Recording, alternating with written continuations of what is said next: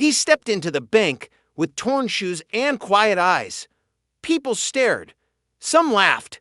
They didn't know the boy they mocked was richer than them all. Before we begin, don't forget to subscribe and turn on the notification bell so you never miss another emotional story that touches the heart. Smell of polished tiles and expensive perfume filled the air as Eli pushed open the heavy glass door of City Trust Bank. The security guard looked him up and down, eyebrows lifting in disbelief.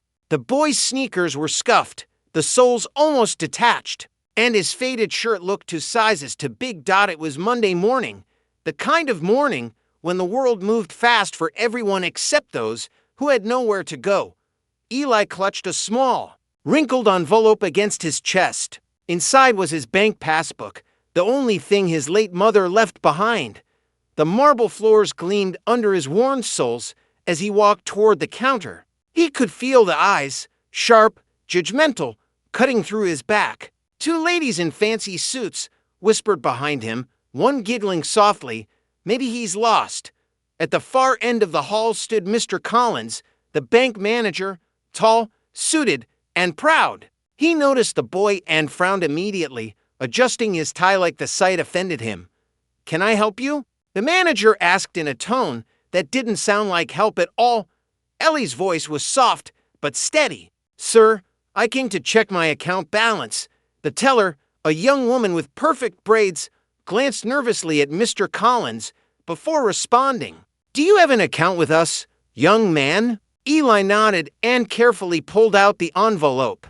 "Yes, ma'am. My name is Eli Nwosu." The manager scoffed under his breath. "This is a bank, not a donation center. Maybe you should try the next building. I think there's a charity office there." Laughter rippled through the lobby. Even the security guard smirked. Eli lowered his eyes, but said nothing. He just stood there quietly, holding out his old passbook. His silence made the mockery sound louder. After a long pause, the teller sighed and took the book. "Let me just check for you," she said softly. Collins crossed his arms. "Don't waste your time. Lydia, I bet the balance wouldn't even buy a loaf of bread." A few customers chuckled. Ellie's fingers tightened around the strap of his small backpack, but his face remained calm. He had seen worse. Laughter didn't hurt as much as hunger used to. The teller typed his details, her long nails tapping the keyboard. The system spun for a few seconds. Collins leaned over her shoulder impatiently. "Well, let's see what our young millionaire has." The boy looked up at him, his brown eyes steady. "Sir," he said softly, "please, just check it properly. My name should be there." Something in the boy's tone, humble yet certain, made the teller pause. She typed again, more carefully this time. Collins exhaled dramatically and said loud enough for everyone to hear, "Kid, you should know. Banks aren't playgrounds. You can't just walk in here pretending you have money." Eli didn't reply. He just stood still, staring at the computer screen, waiting. The teller finally pressed enter. The cursor blinked, then the screen changed. She froze, eyes widening slightly. But before she could speak, Mr. Collins laughed again. "What? 0 point something? I told you," he said. But the teller didn't move. Her lips parted slightly, her face pale. Eli tilted his head. "Is everything okay, ma'am?" Her voice trembled. Just a moment." She looked at Mr. Collins and whispered something. His laughter stopped. "What did you say?" he asked sharply. The teller hesitated. "Sir, I think there's been a mistake." She turned the monitor slightly so he could see. His eyes flickered to the numbers, and for a second, all the color drained from his face. Eli noticed the shift, but didn't understand it yet. All he knew was that suddenly, the bank grew quiet. No laughter, no whispers, only the soft hum of the ceiling fan. The world had turned, but no one knew yet what was coming. Have you ever been judged unfairly just because of how you looked or dressed? Share your story in the comments. Your experience might inspire someone today. For a long moment, nobody spoke. The manager's laughter had dried up, hanging in the air like a bad joke no one wanted to remember. The teller, Lydia, kept staring at the computer screen, blinking in disbelief. "Sir," she whispered again, "it's real. The account, it's active, and the balances." Mr. Collins cut her off sharply. "That's impossible. Look at him." Heads turned. The small crowd of customers shifted uneasily, sensing that something wasn't normal anymore. Eli looked from one face to another, unsure whether to stay or run. He'd come just to check his balance, nothing more. He never imagined it would cause such a scene. "Let me see that myself," Mr. Collins snapped. He leaned over the counter, eyes narrowing as he read the digits glowing on the screen. At first, he thought it was a glitch, but as his eyes scanned the details, account name, Eli Nwosu, account type, savings, balance, $7,200,000, his throat tightened. He blinked once, then twice. No, it wasn't a mistake. A sound escaped him, something between a gasp and a groan. The laughter in the bank stopped completely. All that remained was the hum of the air conditioner and the distant noise of Lagos traffic outside. Lydia's voice broke the silence. "Sir, should I print the statement?" Mr. Collins didn't answer. He was still staring at the screen, his mouth half open.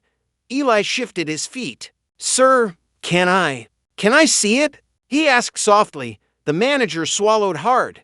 "Wait, where did you get this money?" Eli frowned slightly. "Sir, it's my account. My mother opened it for me." The manager's expression twisted. "That's not possible. You must be mistaken." But Lydia had already printed the slip. The paper came out slowly, the sound sharp and echoing in the quiet hall. She handed it to Eli with trembling fingers. He looked at the balance and blinked. For a moment, he thought he was the one seeing it wrong. 457 million naira. His lips parted slightly. His mother had always said something about a savings for your future, but she never explained. She died 2 years ago before he could ask. Now, the truth was staring back at him, printed in black ink, clear as daylight. Ellie's voice quivered. "So, it's really mine?" Lydia nodded slowly. "Yes, sir." That last word, "sir," hit everyone. Even the customers shifted awkwardly, shame washing over their faces. Collins cleared his throat. "Well, there must be some legal explanation. Maybe a transfer error, or some." But Eli wasn't listening anymore. His eyes were wet, but not with pride, with memory. He thought of his mother's tired smile, the way she used to say, "Eli, one day the world will see you for who you are, not what you wear." And somehow, even in death, she had kept her promise. The manager, now sweating, adjusted his tie again. "Please, Mr. Eli, if you'd like, we can take you to the private office to discuss this." "Private office?" Eli repeated softly. "You mean the one I wasn't good enough to walk into 5 minutes ago?" Mr. Collins winced. He opened his mouth, but words failed him. Eli folded the paper carefully and placed it back in his envelope. "Thank you. I just wanted to check. That's all." He turned to leave, but Lydia called after him. "Sir, wait, shouldn't you update your details or something?" Eli paused at the door. "I'll come back another day, but maybe next time you'll believe people even when their shoes are torn." The words hit hard. Everyone looked away. Collins took a deep breath, trying to recover. "Son, listen. I didn't mean to offend." But Eli was already walking out, his small frame illuminated by the morning sun streaming through the glass doors. He stepped onto the hot pavement, the sounds of the city filling his ears again, car horns, street vendors, life moving fast. His eyes stung, not from pride, but from something deeper, relief. Inside the bank, Lydia finally whispered, "Sir, he didn't even ask for withdrawal." Mr. Collins didn't answer. His eyes were still fixed on the door, where the boy had disappeared. He could still hear his own cruel laughter echoing in his head, but now it sounded hollow. The guard broke the silence. "Oga, that small boy get money pass everybody for this bank." Mr. Collins glared at him, but the words stayed. True, undeniable. He straightened his jacket and whispered to himself, "God, what have I done?" That day, the laughter in City Trust Bank didn't sound the same again. It was no longer amusement. It was the sound of guilt trying to hide. The next morning, the story had already spread across the city like wildfire. At the newspaper stand near the bus stop, men huddled around, pointing at the front page of a gossip blog that screamed in bold letters, "Poor boy walks into bank, leaves as a millionaire." Eli didn't even know his name was trending online. He didn't own a smartphone. He was at home, sitting on a wooden stool, staring at the wrinkled bank slip in his hand. The sound of frying oil sizzled from the neighbor's room. The smell of kerosene smoke filled the air. He should have been happy. Anyone else would have danced. But Ellie's heart was heavy. He whispered to the air, "Mama, why didn't you tell me?" Her words came back to him like the echo of a prayer. "Eli, when people see dirt, you see hope. When they see small, you see tomorrow." At City Trust Bank, Mr. Collins hadn't slept well. He'd replayed yesterday's scene 100 times. His laughter, his arrogance, the looks on people's faces when the truth hit. His pride was bleeding. He sat in his glass office early that morning, staring at the CCTV footage of the boy's visit. He paused it right where Eli looked at him and said, "Please, just check it properly." Those 5 words now haunted him. His assistant, Lydia, knocked and stepped in quietly. "Sir, the regional director called. He heard about yesterday. They want to meet you at 2 p.m. Mr. Collins sighed deeply. "Of course they did." Lydia hesitated. "Sir, the boy, Eli, he's back." Mr. Collins looked up, startled. "He came back?" "Yes, sir. He's waiting in the lobby." For a moment, Collins just sat there, uncertain whether to stand or hide. Then he nodded slowly. "Bring him in." Eli entered the office, clutching his worn envelope. He bowed slightly, polite as always. "Good morning, sir," he said softly. Collins gestured awkwardly for him to sit. "Eli, I'm glad you came. I, wanted to apologize for what happened yesterday."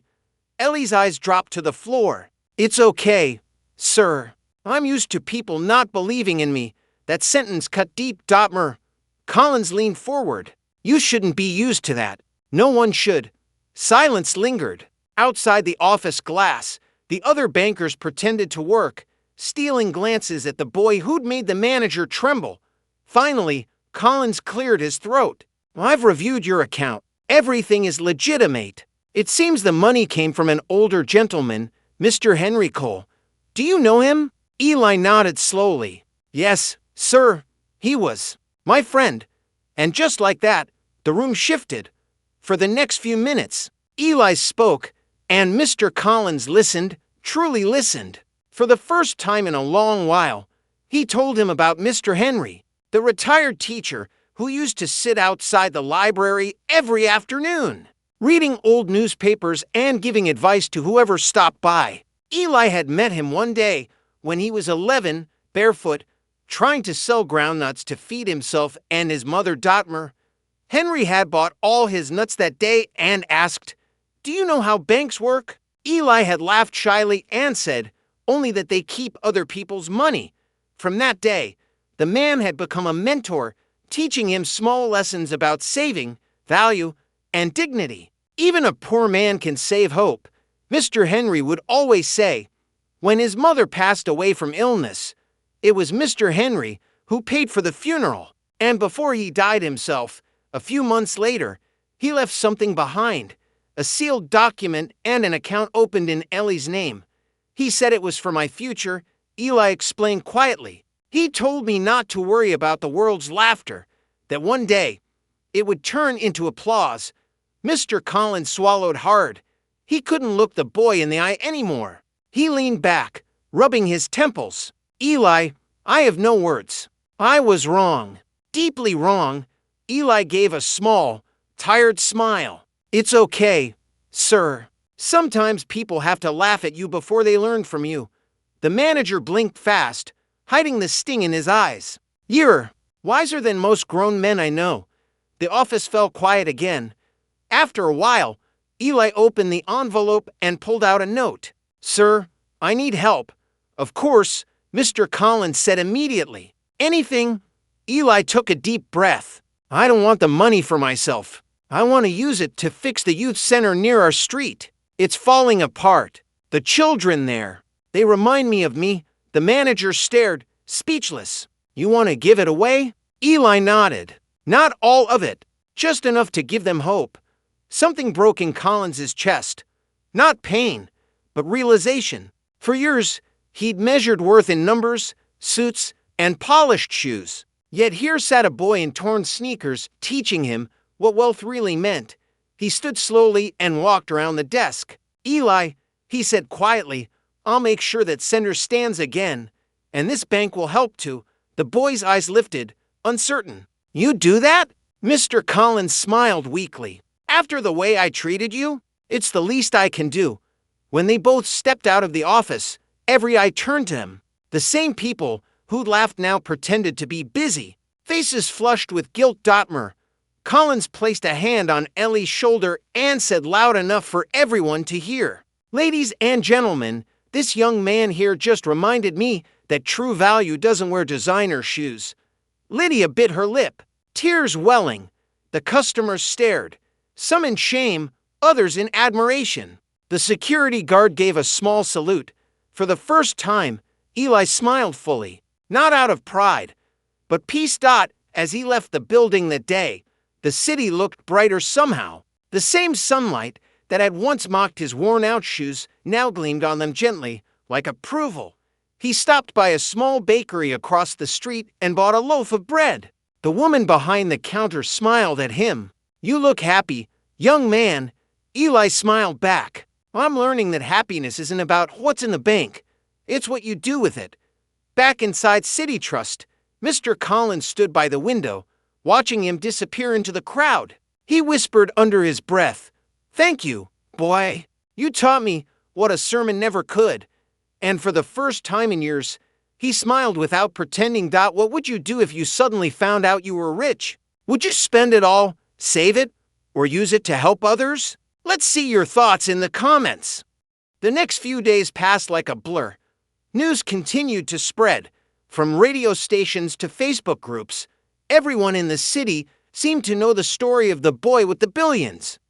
But Eli didn't care about fame. He didn't even know people were calling him that. His focus was on one thing, understanding why Mr. Henry had left him so much money, and what he was supposed to do with it. So one cloudy afternoon, he packed his old bag, tucked the bank slip and his late mother's photograph inside, and walked down the long road that led to the old neighborhood where Mr. Henry used to live. The house was still there, a small, faded bungalow with cracked walls and a stubborn hibiscus tree that refused to stop blooming. Even though no one had watered it in years, the gate squeaked when Eli pushed it open. He stood for a moment, feeling memories rush back. Mr. Henry's soft laughter, the smell of tea, the sound of books flipping under the ceiling fan. He whispered, Sir, I came back. An elderly woman next door stepped out when she saw him. She wore a wrapper and carried a broom. Ah, you're the boy that used to visit Mr. Henry, Abby? She said, her eyes squinting with curiosity. Yes, Ma, Eli replied, bowing slightly. She smiled faintly. That man talked about you a lot before he died. Said you were like the son he never had. Ellie's heart tightened. He did. The woman nodded. He told me if you ever came back, there's something for you. Inside the study. He left a key with me. She shuffled back into her house and returned moments later with a rusty old key tied to a faded ribbon. Here, he said you'd know where to look. Eli took it carefully, his hands trembling. Inside the bungalow, the air was thick with dust and silence. Every step he took stirred up little clouds that danced in the sunlight coming through the curtains. He found the study easily. Books lined every wall, some still open on the desk as if Mr. Henry had stepped out for just a moment. He unlocked the small drawer on the right side of the table. Inside was a brown envelope, neatly labeled, To Eli, when the time is right. His breath caught. He sat down slowly, tore it open, and pulled out a letter written in elegant handwriting. My dear Eli, If you're reading this, then I am gone, but not truly gone. I have simply gone to rest, and I pray that when you read this, you will already be standing strong on your own 2 feet.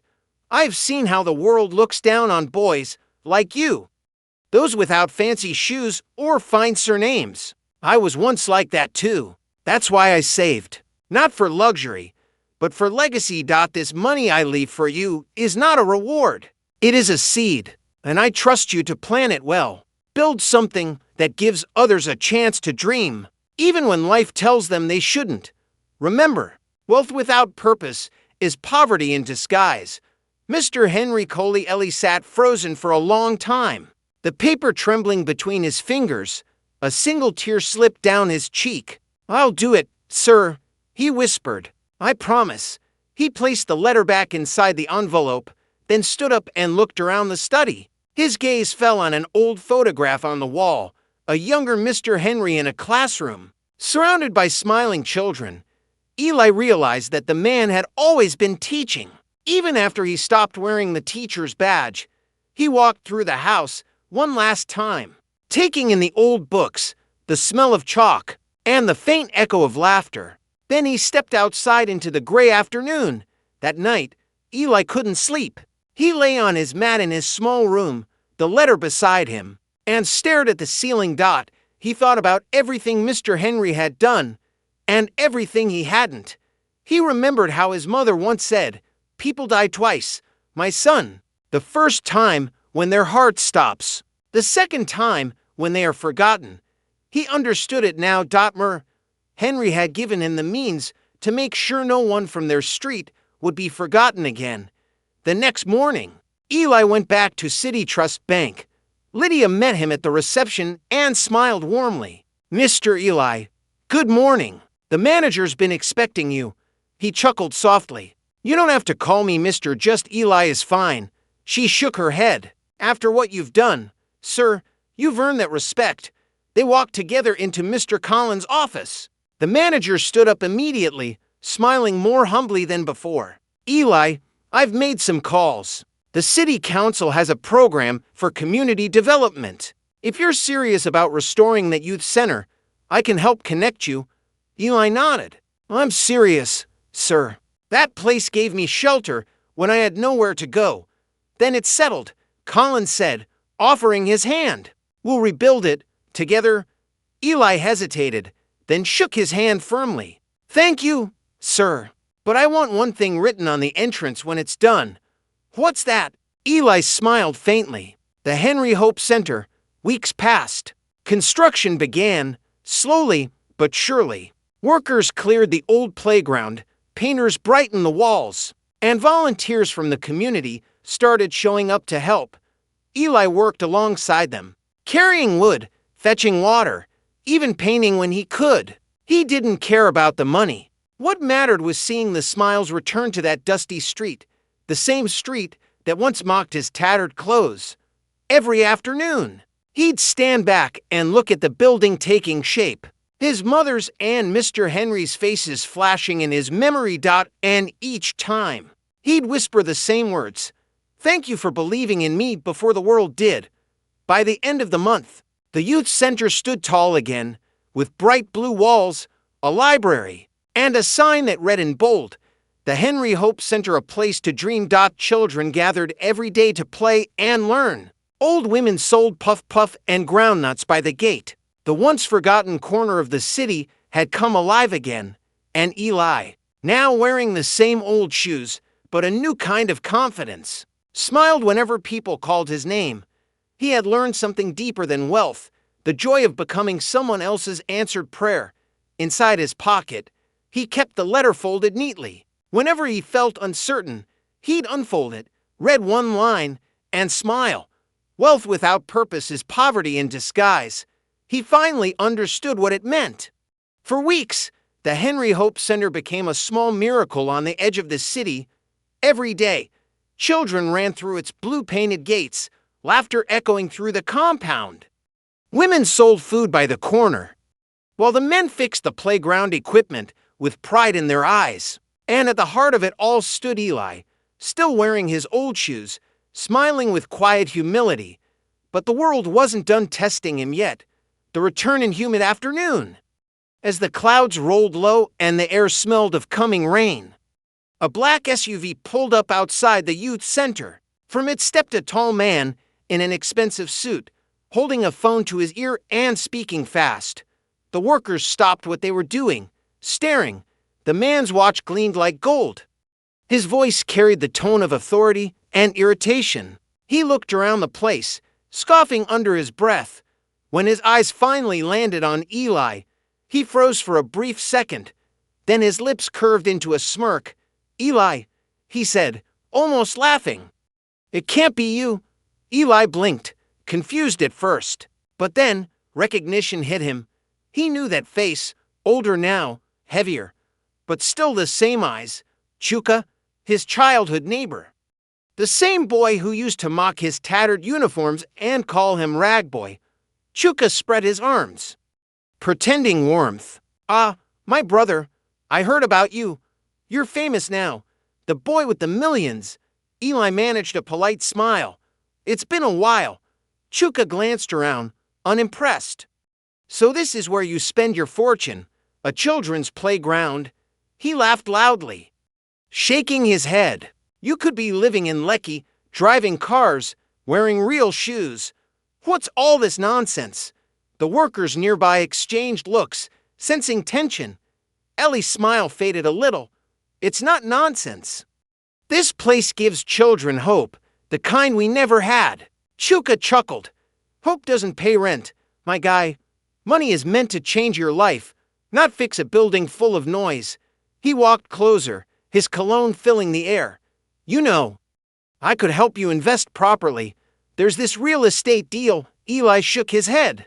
"No, this is what I want." Chuka frowned. "You still think like a poor man. Always dreaming small." The words stung, but Eli didn't react. He'd heard worse before, years of it. He looked at Chuka, seeing not arrogance, but emptiness. It was the same blindness that used to live in Mr. Collins before he changed. Eli said softly, "Do you remember when we were boys, you told me I'd never amount to anything?" Chuka smirked. "And look how wrong I was. But you still dress like a beggar. You could be my business partner, yet you look like my driver." That time, Ellie's voice hardened. "Maybe because I don't need to look rich to do something meaningful." Chuka raised a brow, mocking. "Meaningful? You think painting walls for street kids is meaningful?" A small voice interrupted. A little girl, barefoot, holding a book too big for her hands. "Uncle Eli, can you help me read this word?" Eli turned immediately, kneeling beside her. "Of course, Ada. Let's sound it out together." "Race Alliance," she said slowly. He smiled. "Perfect." The girl grinned and ran off again. Chuka watched, silent for once. Something about that moment unsettled him, the warmth, the connection. Eli rose to his feet. "That's why I'm here. That's what money can't buy." The temptation. Chuka clicked his tongue, looking away. "You've changed, man. All this humility. It's just another way to hide fear." Eli frowned slightly. "Fear of what?" "Fear of power," Chuka said. "You're scared of what being truly rich feels like." He reached into his jacket and pulled out a document. "Look, I came with a proposal. I want you to invest $200 million in my company. We'll multiply it tenfold." Eli looked at the paper, then back at him. "And if I say no?" Chuka shrugged. "Then you'll stay here, surrounded by poor people, wasting potential." For a moment, the rain began to fall softly, tapping on the new roof. Eli stared at the man he once envied. The fine clothes, the car, the confidence. And for the first time, he felt nothing but pity. He spoke slowly, firmly. "Chuka, when I was hungry, I prayed for food. When I was homeless, I prayed for a roof. But when I found wealth, I prayed for wisdom. I won't use what God gave me to chase vanity." Chuka laughed bitterly. "So this is it? You'd rather build playgrounds than build empires?" Ellie's gaze softened. "Empires fall. Kindness doesn't." The fall of Pridith argument drew quiet onlookers. Workers stopped hammering, Children peeked through the windows. Chuka, realizing he was losing the stage. Grew defensive. You'll regret this. People will use you. They'll drain you dry. Eli smiled gently. Maybe, but I'd rather be drained by kindness than poisoned by greed. He folded the paper and handed it back. Thank you, but no. The businessman's jaw clenched. He stuffed the document back into his bag, muttering under his breath. Still the same fool. He turned to leave, but his foot slipped slightly on the wet pavement, sending a splash of muddy water onto his polished shoes. Everyone gasped quietly. Eli instinctively reached out. Careful, but Chuka yanked his arm away. Don't touch me, he snapped, glaring. His voice cracked, not from anger, but humiliation. He stormed off toward his SUV, tires screeching as he drove away. For a long while, silence hung heavy. Then Lydia, who'd come to visit from the bank, whispered, You handled that with grace, Eli. He shrugged softly. He's not a bad person, just lost. She nodded slowly. Still, not everyone would have stayed calm. Eli smiled faintly. When life has humbled you, pride doesn't scare you anymore. He turned to the children again. All right, everyone. Back to reading class. The laughter and chatter resumed, slowly replacing the tension. As the rain eased and sunlight broke through the clouds, a strange peace settled over the center. Eli stood quietly under the eaves, watching the children play in the puddles, and thought about how much he'd changed. Once, he wanted to be rich enough to make people respect him. Now, he wanted to be good enough to make people believe again. That night, as he locked up the center, he whispered to himself, Pride leaves you empty. Purpose fills you forever. And in that moment, he knew his mother and Mr. Henry would have been proud. Months passed. The Henry Hope Center had become more than a building. It was a heartbeat in the community. Every morning, children sang outside its gates before classes began. Teenagers came after school to use the small library and computers donated by local businesses. Mothers sat under the mango tree, talking, laughing, proud that something beautiful had risen where there was once nothing but dust and despair. And at the center of it all, Eli still came every day, wearing the same worn-out shoes, though he could afford dozens of new ones now. He said they reminded him never to forget where he came from. A visit from the post on hot afternoon, a familiar car pulled up by the gate, a dark sedan with tinted windows. Eli paused, wiping sweat from his brow. From the car stepped Mr. Collins, the bank manager, who had once laughed at him. He looked different, calmer, humbler. His suit was still crisp, but his eyes carried something gentler. Eli, he greeted, smiling slightly. Eli returned the smile. Good afternoon, sir. You came. Collins nodded, looking around the compound. I told you I would. You've done wonders here. It's inspiring. Eli chuckled softly. I didn't do it alone. The people helped. You helped. The man sighed. Maybe. But you showed us how to look at life differently.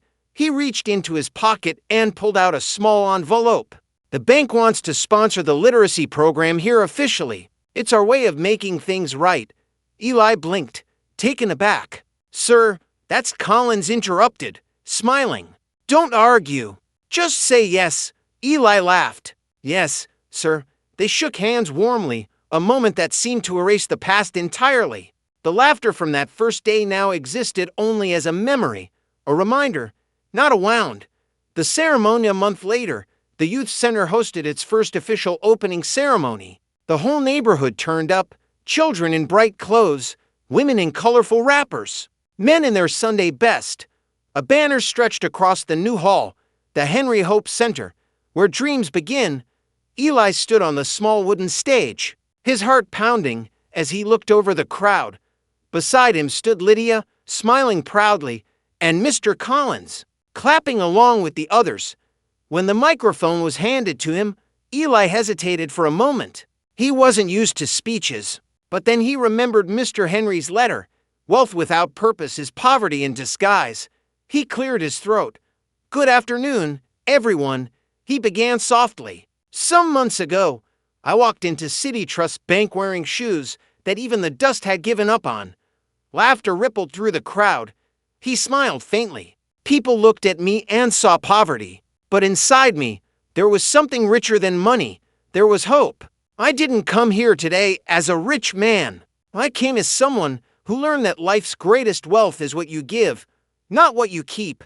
He looked toward the sky, voice trembling slightly. "To my mother, who taught me love, and to Mr. Henry, who taught me faith. This is your legacy." The audience fell silent. Even the children stopped moving. Then, slowly, they began to clap. Softly at first, then louder, until the whole hall roared with applause. Tears filled Ellie's eyes, but he smiled through them. For the first time, he felt truly home. The apology after the event. As people mingled and children played outside, Eli found himself standing by the mango tree, gazing at the sky. He heard footsteps behind him and turned.